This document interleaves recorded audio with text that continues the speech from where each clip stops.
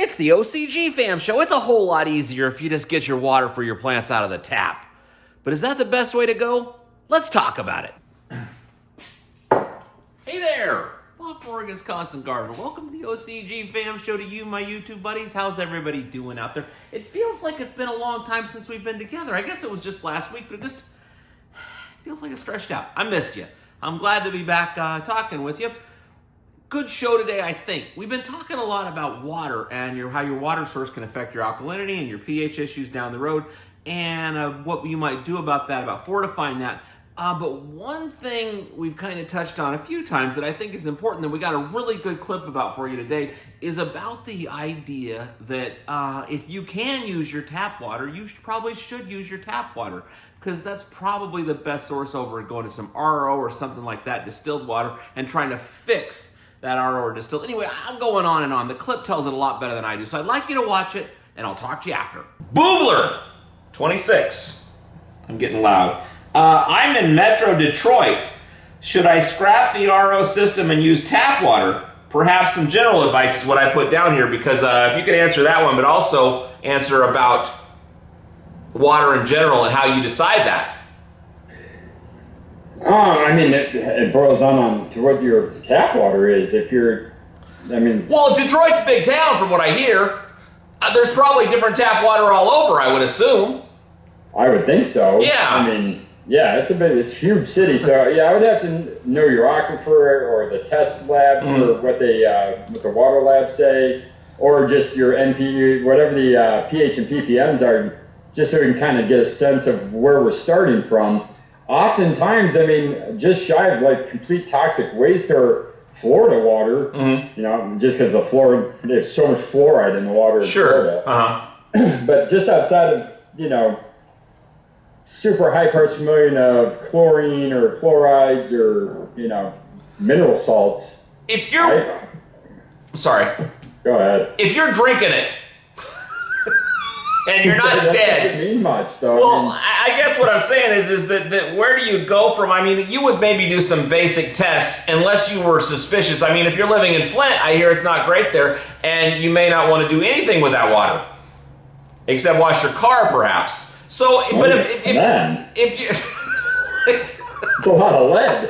That's not good for paint. No. So I guess what I'm saying is if you feel like your water's in theory looking okay, that you would maybe do some basic tests with your slurries and stuff to see if things are out of whack. Otherwise, you're probably fine with this. But if you suspect, maybe do some RO situation and then deal with that whole thing. But it's a thing either way, I guess. So how does someone in their mind?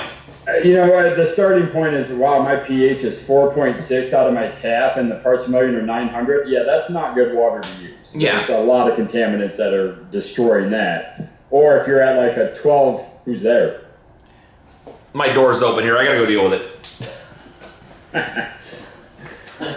Yeah, if your water is just just checking your pH in your water, making sure they're somewhat in range, and as long as your pH and ppms are in a decent 2 to 400 range or less, or the pH is anywhere from like mid 6s up to 8 something, then we know that you're tending to trend towards alkalinity and higher calcium load in the water.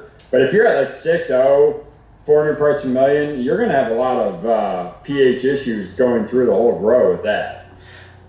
I guess too, it maybe, it's easy to feel like this is the only grow you're ever going to do, but you're not. You're doing this for the rest of your life probably, and it's a... Some of them. Yeah. Well, that's it. It's I'm not a giant fan of RO. I don't think it's the answer to everything, because you have to rebuild it. You have to make sure your soil's got all the calcium and alkalinity it needs. So I'm a big fan of trying to figure out how to make the tap water work if you're in a region that their tap water is reasonable. Have somebody with a good sense of smell and really give it a huff, or reach out to the city and find out what your water system, how much chlorine's in there, what the chlorides are like. If you can gas off the chlorine with air stone and some circulation overnight, I prefer the tap because you're getting a better structure of water than RO. Well, and it's way better for everything concerned if you can make that work. So why not try to make that work? And if you can't, last RO's ditch. got a lot of waste, and in the state, I mean, Michigan, they're on water. I mean, there's so many natural springs, and the lakes, I think, attached below the state underneath. It's not the Great Lakes state. I think it just floats on top.